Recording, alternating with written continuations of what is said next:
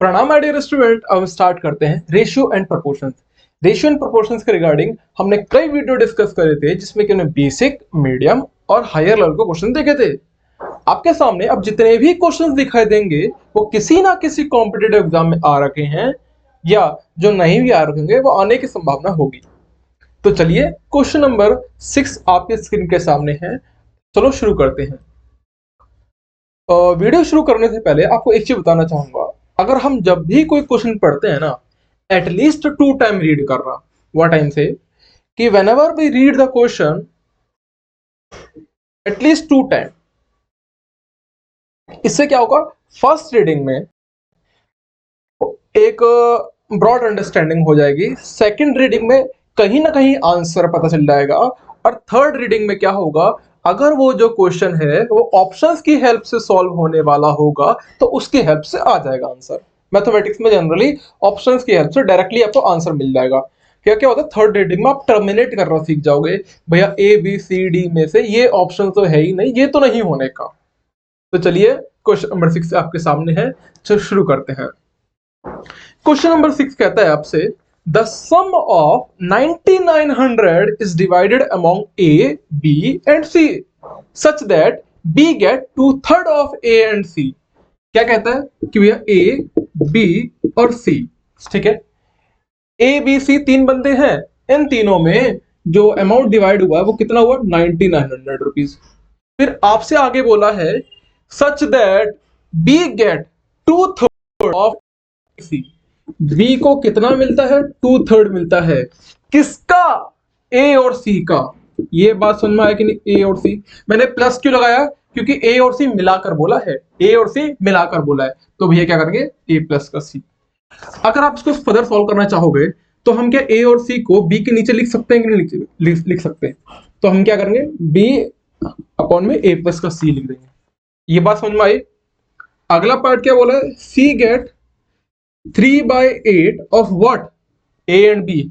तो मेरे को ए और बी इधर लिखना था, बट मैं क्या करूंगा, इसको नीचे भेज दूंगा। तो यहां पर लिखूंगा ए प्लस का बी।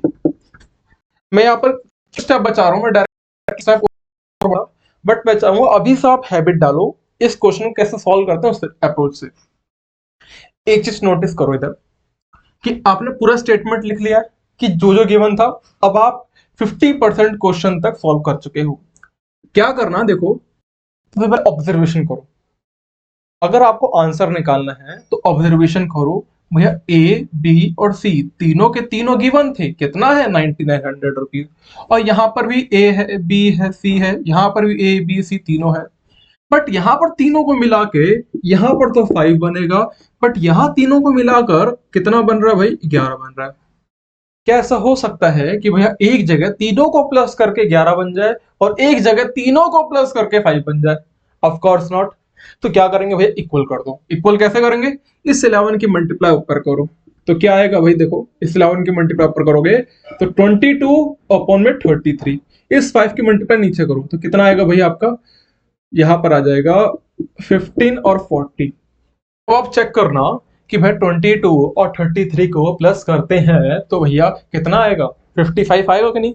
और यहां पर भी 15 प्लस का 40 को प्लस करोगे कितना आएगा, बात है 50 आएगा।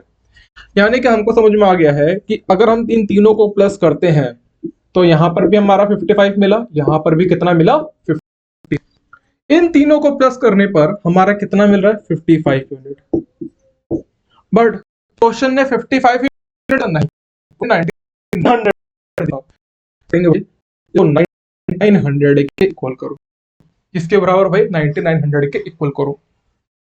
तो एक यूनिट की जो वैल्यू होगी वो कितनी आएगी भाई, 9900 डिवाइडेड बाय 55। ठीक है, 11 के टेबल में ये कटेगा 9 बार पे, 11 के टेबल में ये कटेगा 5 टाइम पे। 900 अपॉन में 5, अगर आप इसको फर्दर सॉल्व करते हो तो आपकी वैल्यू जो आएगी वो 180 आ जाएगी। कैसे, देखो ये 100 है ना, 100 को मैं अगर 5 से डिवाइड करता हूं तो कितना आता है, तो 9 इंटू 20 इज वॉट, द 180। यहां तक कॉन्सेप्ट क्लियर है कि नहीं। अब भैया आप चेक करो, हम क्या ए निकाल सकते हैं, बी हमको पता है भाई, बी कितना है हमारा 22, बी कितना है 22, सी कितना है भैया आपका, सी है आपका 15। तो भैया तीनों को प्लस करके 55 होने वाला था, बट 55 में से जो बी के पास है वो 22 है, और 55 में से जो सी के पास है वो 15 रुपीज है, ये 15 है। तो भैया ये कितना होगा, फिर ये होगा 18 यूनिट। ठीक है, क्योंकि इन दोनों को प्लस करा, इसमें से माइनस करा, तो आपको 18 आ गया। देन अब क्या करना है भैया, आपके एक यूनिट की वैल्यू पता है, हमको पता है ए कितना बोलता है, ए बोलता है 18 यूनिट, यहाँ पर यूनिट की जगह 180। ये बात समझ में आई कि नहीं? अब मैं उम्मीद करूंगा आप ये आंसर खुद बताओ। बी 2 यूनिट, जिसे क्या करें, 80 की मल्टीप्लाई आएगा, करूंगा क्या, और 15 यूनिट 180 अप्लाई करूंगा, तो ये। तो आपका ए बी सी सेपरेटली आपने बता दिया कि भैया किसको कितना कितना रुपया मिला है। तो गेट इट। तो आई होप आप कर चुके होंगे, तो मैं आंसर बताता हूँ डायरेक्टली। इसका आएगा 3240, देन इसका आएगा 3960, एंड एट हियर इसका आएगा 2700। आप चेक कर लेना, ठीक है। तो अगला क्वेश्चन शुरू करते हैं।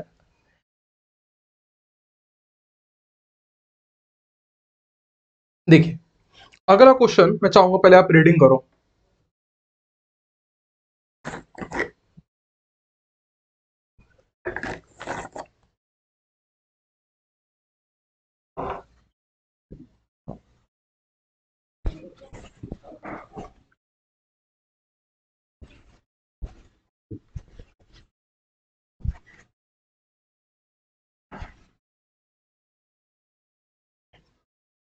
क्वेश्चन नंबर 7 कहा आपसे, a sum of 56,000 is divided among A B and C.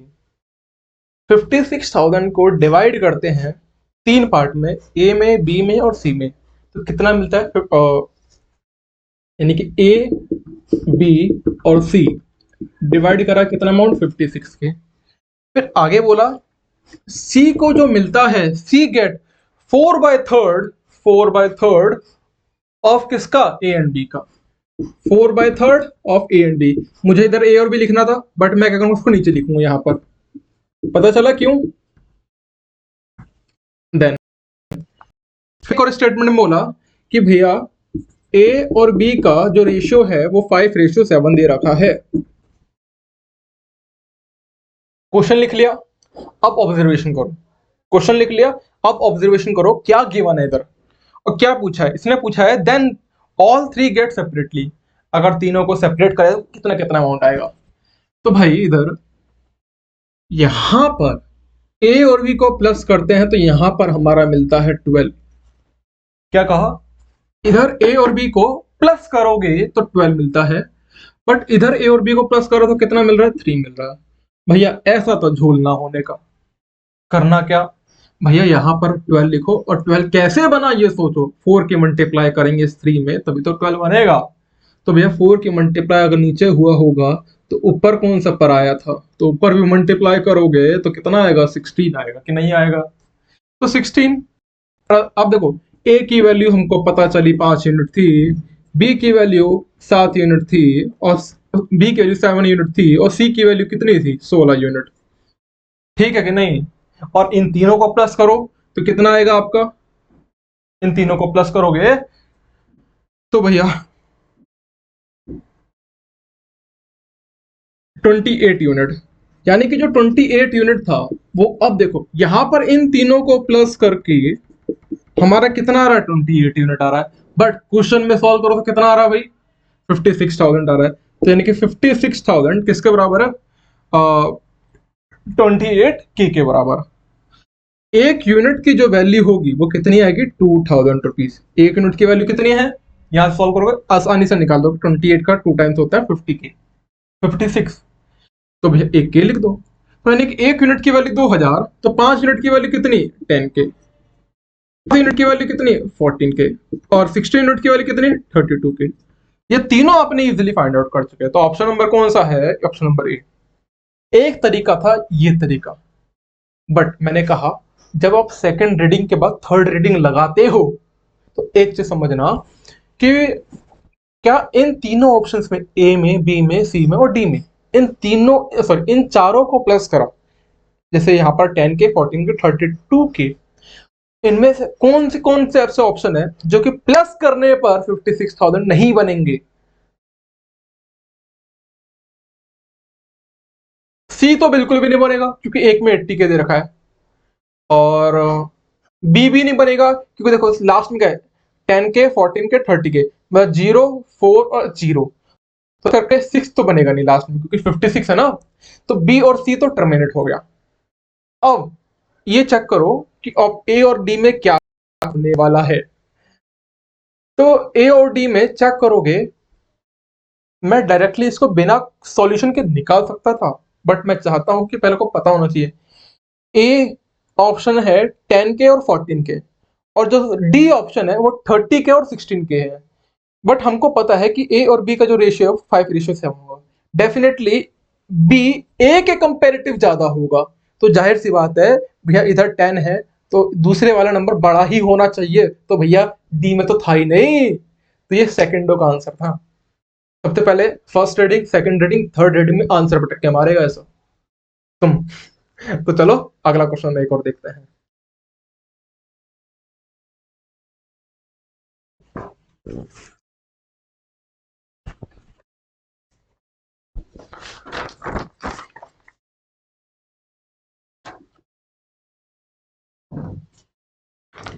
Question 8 आपकी स्क्रीन के सामने है।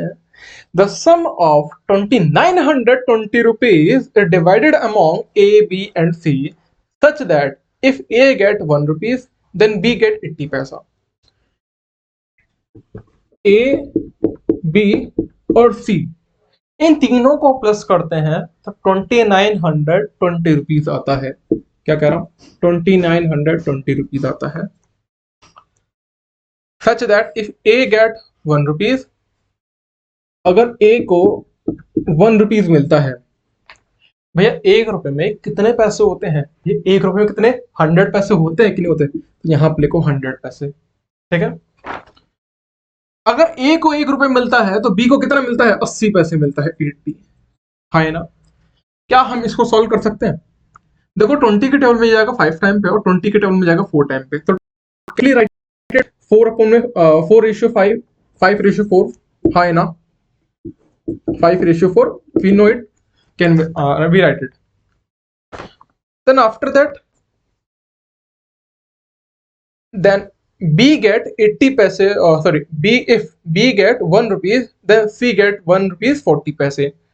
अगर B को 1 रुपए मिलता है, B को अगर 1 रुपए मिलता है यानी 100 पैसे मिलते हैं, तो जो C को मिलेगा वो 140 पैसे मिलेंगे। फर्दर सॉल्व करोगे 20 से डिवाइड करोगे तो 5:7, तो कितना है 5:7। अब आंसर चुटकी भर का है, करना क्या है इसमें,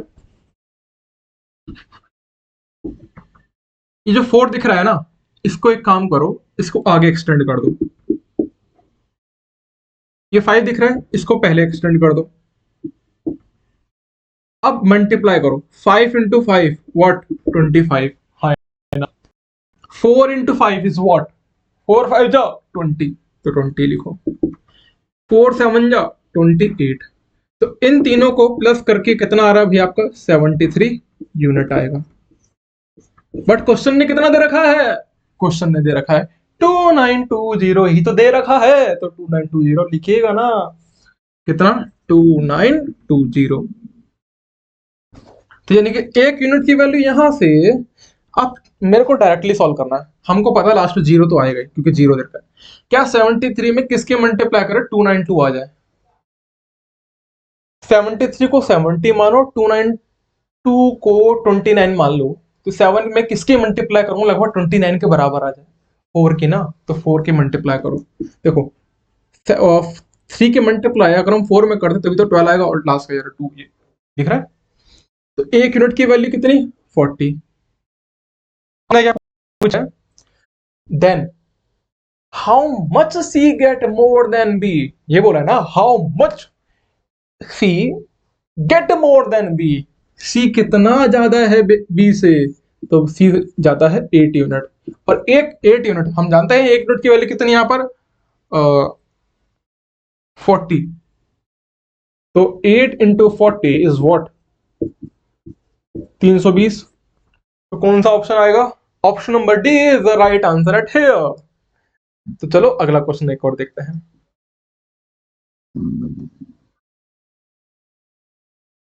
क्वेश्चन नंबर 9।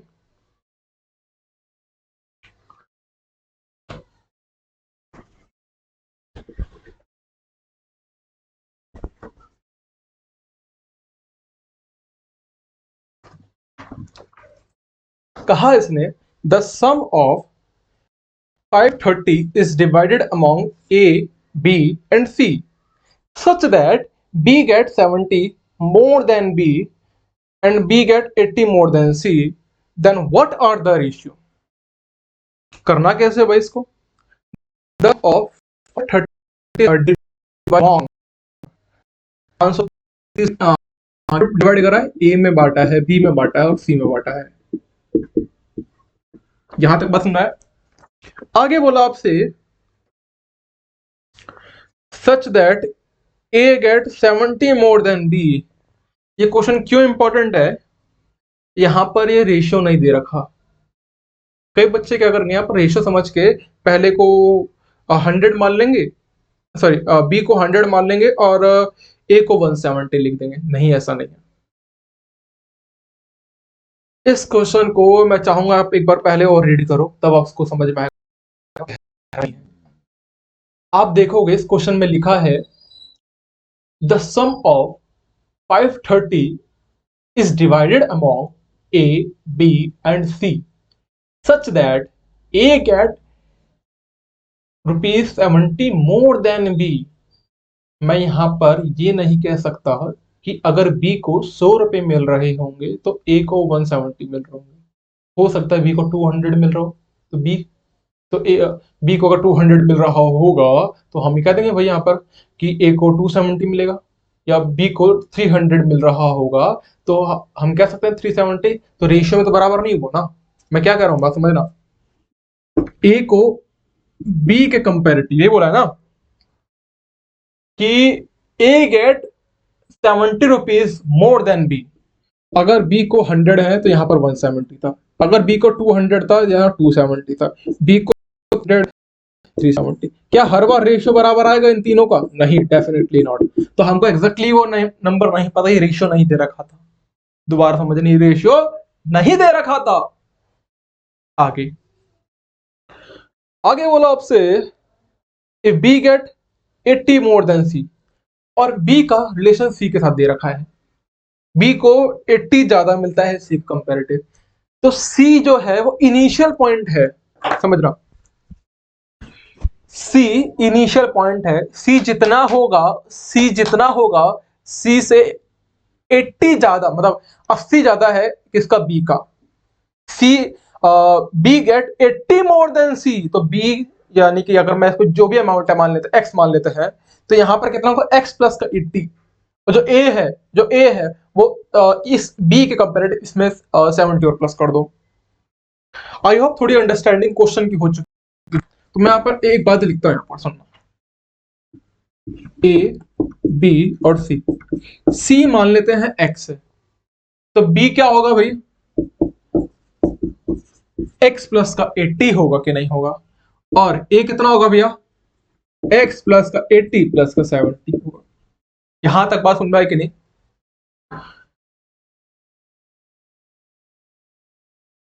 अगर मैं इन तीनों को प्लस करता हूं तो कितना होगा? 3x, ठीक है। और अगर आप इन दोनों को प्लस करते हो तो 80 80 160 160 और 70 which is what? The 230।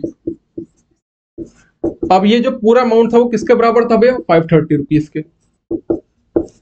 Suppose that देखो जो 3x है तो 230 को इधर भेजोगे तो कितना आएगा भैया? 5 माइनस 30 इज व्हाट? तो इसको कहेंगे माइनस करेंगे तो आएगा 300। तो 3x उसके बराबर है 300 के, तो इसको कैंसिल आउट कराओ तो कितना है 100। x की वैल्यू कितनी में आई आपकी? 100। x की वैल्यू कितनी? 100। बात समझ में आया कि नहीं? अगर x यहां पर 100 था तो ये कितना होगा 180, और ये कितना होगा भैया, इसमें 180 70 प्लस करेंगे दैट इज 250। तो ये कोई ऑप्शन दिख रहा है आपका? 250, 180 और 100। ये तो था डायरेक्ट अप्रोच के थ्रू करना, बट मैं चाहता हूं अगर आप ऑप्शंस की हेल्प से करोगे तो कैसे करोगे? तो इन चारों के चारों ऑप्शंस में ऑब्जर्वेशन करो, और जब तक ऑब्जर्वेशन नहीं करोगे तब तक आंसर नहीं निकलेगा, ये बात ध्यान रखना। ऑब्जर्वेशन करा, इन तीन जो नंबर दे रखे थे इन तीनों में किसको प्लस करेंगे कि 530 बन जाए? क्या ऑप्शन डी जो 300 प्लस 80 प्लस 100 इन तीनों को प्लस कर दो तुम्हारा बनेगा 480? तो भैया डेफिनेटली डी तो नहीं है, बचे तीन ऑप्शन ए बी सी। अगर हम बात करते हैं सी ऑप्शंस की, क्लियर है? सी ऑप्शन है 250 में प्लस करोगे अगर आप 100 को 350 आएगा, और 350 में अगर आप 180 प्लस करोगे तो ये आएगा 400 500 और 530। हाँ ये तो आ रहा है, बट क्या यहाँ पर सी ऑप्शन में ये फॉलो हो रहा है कि भैया कि जो मतलब बी के कंपेरेटिव जो ए को मिला वो 70 ज्यादा मिला है? नहीं, 70 ज्यादा मिला। ये ऑप्शन ये फॉलो नहीं हो रहा है। यहाँ पर ऑप्शन क्या दे रखा था? 250 दे रखा था, 100 दे रखा था और 180 दे रखा था। तो यानी कि ये 70 ज्यादा होना चाहिए था ना, ये तो फॉलो ही नहीं हो रखा। तो भैया सी और डी तो कट गया, डायरेक्टली दिया। अब बात करोगे इसमें, तो अगर आप ए ऑप्शन को देखो तो क्या 190 में प्लस करूंगा 70 तो क्या 240 बनेगा? नहीं, ऑफ कोर्स नॉट। तो सिर्फ और सिर्फ एक ऑप्शन बन रहा था, ऑप्शन नंबर बी, ठीक है, जो कि डायरेक्टली सॉल्व हो रहा था। तो कई बार क्या होता है, आपको कॉन्सेप्ट पता होना चाहिए और कॉन्सेप्ट की हेल्प से आप आंसर निकाल दोगे। तो ये उन्हीं में से था कि जो 10 सेकंड का आंसर था। अगला क्वेश्चन, क्वेश्चन नंबर 10 आपके स्क्रीन के सामने है।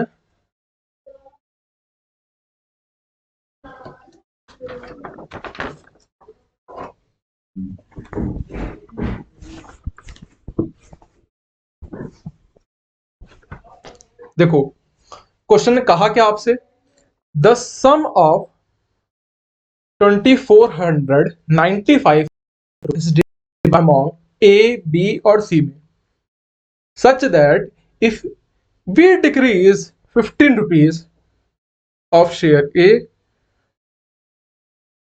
30 rupees of share B and 50 rupees of share C।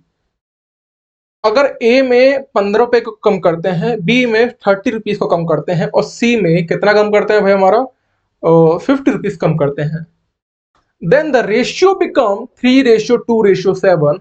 what are the shares of A, B, C? तब कितना होगा?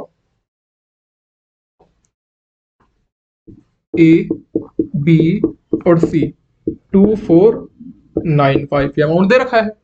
कहा इसने ए में कितना कम कर रहे हो? ए में कम कर रहे हो 15 रुपए। बी में कितना कम कर रहे हो भैया आप? बी में कम करते हैं हम 30 रुपीज, और सी में कितना कम कर रहे हो आप? 50। यहां तक कॉन्सेप्ट क्लियर है?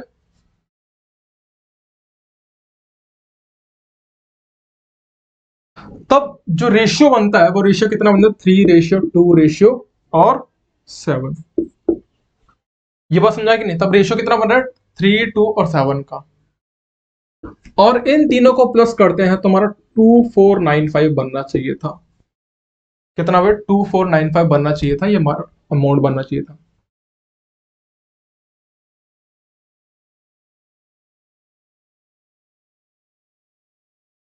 अगर 15 रुपीज, 30 रुपीज और 50 को अगर हम सब्ट्रैक्ट करते हैं तो कितना आएगा भाई? ये आ जाएगा हमारा 95, 95। इन तीनों को अगर हम हटा देते हैं तो हटाने के बाद कितना आएगा भाई हमारा? ये आएगा 2400। क्योंकि हटाने के बाद ही तो ये रेशियो बना था, हटाने के बाद ही तो ये रेशियो है। क्या बोला यहाँ पर? देखो यहाँ पर क्या लिखा है, देन, तब, ये हटाने के बाद, देन यहाँ पर देन दिख रहा है ना, तब, तो इनका अनुपात, यहाँ पर हिंदी लिखा तो इनका अनुपात तो मतलब इसके बाद तो रेशियो कितना बना 3:2:7। तो अब आप डायरेक्टली सॉल्व कर सकते हो। तो कितना 12 यूनिट, और 12 यूनिट किसके बराबर है 24 के बराबर है, और एक यूनिट की वैल्यू कितनी होगी विच इज व्हाट द 200। अब एक यूनिट की वैल्यू 200 है, तो यहाँ पर कितना होगा 200 के से मल्टीप्लाई करेंगे, तो यहाँ होगा हमारा 3 2 600, यहाँ होगा 400, और यहाँ होगा बेटा 7 2 1400। ठीक है। अब कई बच्चे जल्दबाजी में ऑप्शन नंबर सी टिक करके आ जाओगे। ठीक है, जल्दबाजी में सी ऑप्शन टिक करके आ जाओगे। बट इसने पूछा क्या, what are the share of A B C. तो ये था ना, ये तो उसके बाद कम करने के बाद आया था। यानी कि अगर हम बात करेंगे ए की, तो ए भैया ए जो पहले आया था कितना था 600 प्लस का 15 था, तो यहाँ पर 615 होगा। बी कितना होगा 30 रुपीज इसमें ऐड करेंगे, दैट इज 430, और सी कितना होगा 1450। आई होप आपको ये तीनों कॉन्सेप्ट समझ में आया होगा कि कैसे हुआ कैसे नहीं। इस क्वेश्चन का कॉन्सेप्ट आना चाहिए। तो A is the right answer at here. तो अगला क्वेश्चन आज का लास्ट क्वेश्चन है, तो काफी इंपॉर्टेंट है। मैं चाहूंगा इस क्वेश्चन को एटलीस्ट 3 टाइम रीड करना।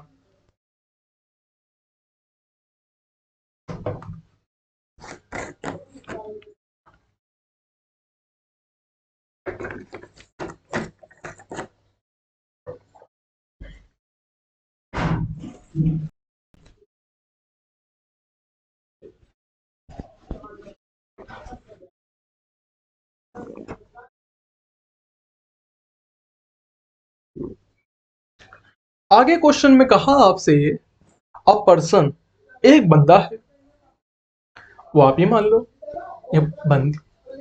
अ person travel 2560 kilometre partially by aeroplane.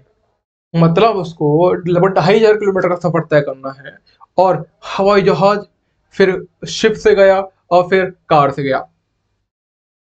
The time taken bye aeroplane, ship and car is 1:4:7। आप देखो वो किस किस से ट्रैवल करा है, एरोप्लेन से करा है, शिप से करा है, और कार से करा है। कितना ट्रैवल करा है 2500 और 60 किलोमीटर, इतना ट्रैवल करा है। आगे बोला आपसे the time taken bye aeroplane, the time taken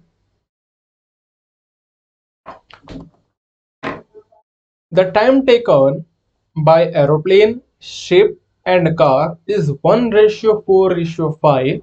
The ratio of average speed of all three mean is 20:1:8। Time आपको गिवन है, और टाइम कितना दे रखा है भैया 1, 4 और 5। आगे बोला the ratio of average speed of all three mean is what 21 और 8। स्पीड का रेशियो दे रखा है 21 और 8 का। बस मैं if average speed of whole trip is 64 kilometre per hour, then find the speed of ship, time taken by and ship and distance travelled by. करना कैसे है भाई इसको,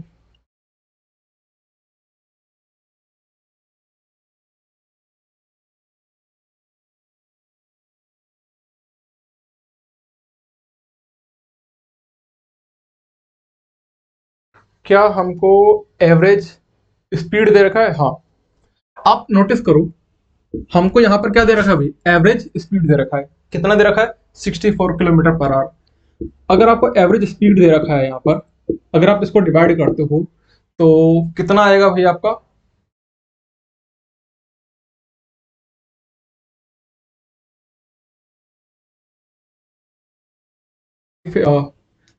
मतलब 6 में किसके मल्टीप्लाई करो 25 के पास हमारे 6 में, तो ये आएगा 4। तो 6 4 जा 24 होता है ना, तो 4 टाइम पे जाएगा ये, तो 40 और 40 घंटे का समय लगेगा। बट आप यहाँ ऑब्जर्व करो, यहाँ पर समय कितना है, यहाँ पर है 10 यूनिट, यहाँ पर कितना है 10 यूनिट, यहाँ पर तो था 10 यूनिट बट एक्चुअल में कितना आया 40 आर आया। तो इसका मतलब एक यूनिट की वैल्यू कितनी है 4 घंटे। अगर एक यूनिट की वैल्यू 4 घंटे है तो इसका मतलब ये 4 घंटे होगा, ठीक है, प्लस का ये होगा 16 घंटे और ये होगा 20 आर 20 घंटे, ठीक है। विजिबल है, क्लियर? क्या लिखा है यहाँ पर डायरेक्टली पहला होगा 4 आर, दूसरा होगा 16 आर और तीसरा होगा 20 आर। यहां तक तो हमारा निकल चुका था। तो अब देखो टाइम टोटल कितना था, टोटल कितना है हमारा 4 आर 16 आर एंड 40 आर, ठीक है, इन दोनों को प्लस कर 40 आर आ रहा है।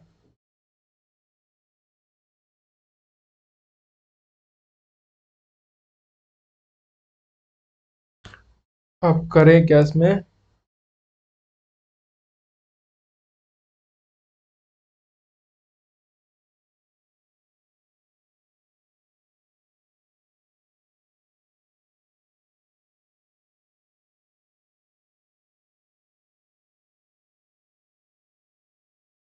तो शिप का पूछा है ना, तो शिप का कितना आ रहा है अभी, शिप का आ रहा है हमारा 16 आर।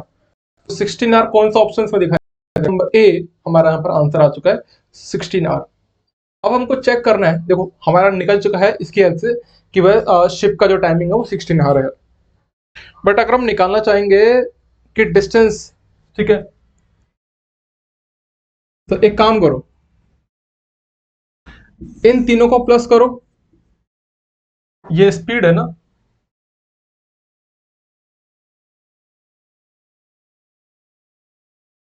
अगर हम डिस्टेंस निकालना चाहते हैं, अगर वो 20 की स्पीड पे चल रहा है, एग्जाम्पल के तौर पे अगर वो 20 किलोमीटर पर आवर की स्पीड पे चल रहा है और वो 4 घंटे चलता है तो कितना चलेगा टोटल 80 किलोमीटर। ये बस समझाया ना, अगर 20 किलोमीटर पर आवर की स्पीड पे चल रहा है, 20 किलोमीटर पर आवर की स्पीड पे चल रहा है, वो 4 घंटे तक चलता है तो किलोमीटर ही था। एक घंटे में अगर वो 20 किलोमीटर ट्रैवल करा, दूसरे एक घंटे में दोबारा 20, तीसरे एक घंटे में दोबारा 20 और चौथे एक घंटे में दोबारा 20, तो टोटल कितना करा 80 किलोमीटर। दूसरे बार में अगर वो 1 किलोमीटर की स्पीड पे चल रहा है और 16 घंटे चलता है तो कितना होगा 16 किलोमीटर।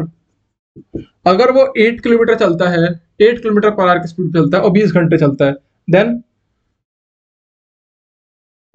16 किलोमीटर यहां पर आया।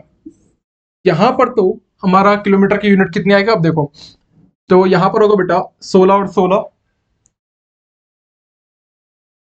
यहां पर 160 होगा, एक जीरो था ना यहां पर 160, ठीक है। तो अब चेक करो